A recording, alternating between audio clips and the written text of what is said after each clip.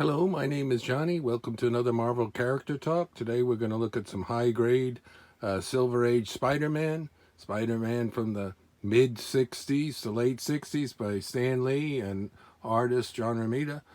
If you'd like, please subscribe, hit that notification bell, like, reply, and share.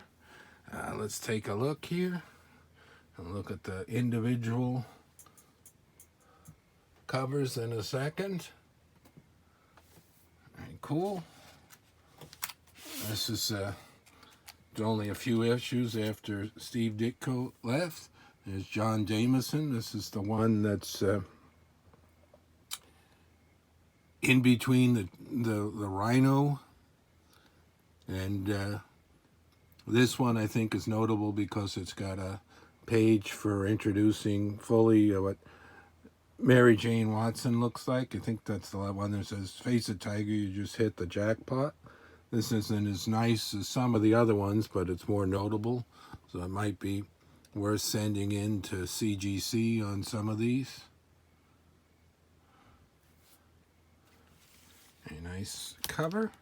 And look who's back. We've got Doc Ock coming up here. He had last appeared as the Master Planner, the Ditko issues 31, 32, and that classic 33 cover. And then he came back in this four-part of 53, 54, 55, 56. These two are in fairly good shape, so I just put them in fresh bags and boards here. Let's take a look here. Look who's back. There he is. I think when he was away, Doc Ock must have been pumping some iron. He looks pretty chunky and strong there for a cover, and he's got some new goggles on with that green outfit.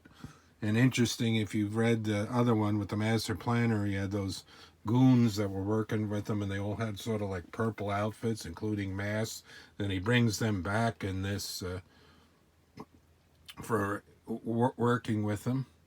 Then he wouldn't appear again until like issue 88, 89 when Gil Kane was doing it, and it was the storyline where Gwen Stacy's, Captain Stacy, her dad dies. So this one's nice rooftop, nice coloring. And this is one of the classic covers here with looking into Doc's face, reflected in his goggles. Doc Ock wins. Not too bad, considering it's got a lot of black on it. Those are one of the roughest ones to get without damage. So nice looking. This one's kind of cool. This one picks up after the Doc Ock ends story, and he was still suffering from amnesia. And we've got featuring the power of Kazar. And there's Zabu.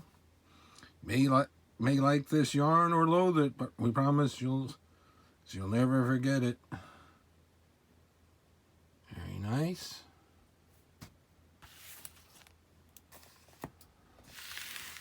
And then the next issue after that, 58, we've got Return of the Dr. Smythe's Spider Slayer, but this one it's upgraded to a much more dangerous robot. Look who's back. That was first appeared in 25, a Ditko one with Jameson in the robot to kill a Spider-Man. This one's in fairly nice shape. Classic looking J. Jonah Jameson. And then this one I think might be the first one to feature Gwen Stacy and Captain Stacy on the cover. Oh, what a tangled web we weave. Reverse practice to deceive, number 61. Not too bad.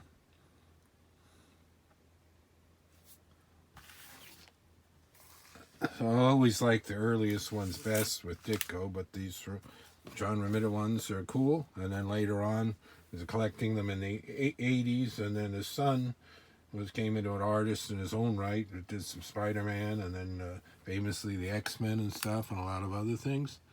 This is a real nice one with the 2 Vultures, and it's a black cover, so a tougher one to get, and high grade. That's the Adrian Toomes, the original real Vulture, and then they briefly had this other one, Blackie Drago. And then you'll see in the next one here, it's just back to the regular one because he gets his power and takes the suit and defeats the other one. The Vulture's Prey. It's a good cover, but I was never that big a fan of just cities and grayish. It might look nice, and it looks like it was a heck of a lot to draw and everything. And then we got number 66. This one's in fairly good shape with a white cover. Finally bringing Mysterio back. And they had this weird little thing, retailers talking about that. I believe that was in reference to the Spectacular Spider-Man 35-cent magazine that came out for 2 issues back in the late 60s. I have one of those, the color one with the goblin and the artwork, colored painted artwork and stuff. I might do a video on that in the future. That's, of course, magazine size, so it's kept separately from my comic long boxes. Let's take a look here. Very nice. So Mysterio first came on in number 13, and then he was in, what was that? Was it 24 or so? But he wasn't Mysterio. He was trying to be like a psychiatrist or something. So this is the first time he's really been back on the cover. And of course he was part of the Sinister Six. We've got Vulture was in the Sinister Six, and Doc Ock was the head of the Sinister Six. So we got 3 members here. And then this is one of the return of the Prowler. I put this in here because it looked like it was in pretty good shape. A black cover and Prowler looking good. It's action all the way when Spidey tackles the Prowler. It looks like an elevator shaft. And then look, after all this time, because in the early 60s they had balloons, word balloons. They finally came back with them because they had did away with them for many years. Whatever happened to you happens to you now, Web Slinger. You deserve it. He's back, more dangerous than ever. Looking nice. I always liked his gloves and hands. I think those shoot what, like gas or something. Very cool. Nice cover. So there you have a selection of high-grade Amazing Spider-Man from the mid to late 60s. After Ditko left, and Stan Lee still writing them. I think he wrote them right up to about issue 100 or so. Until next time, more Marvel character talk. Thanks for watching, everyone.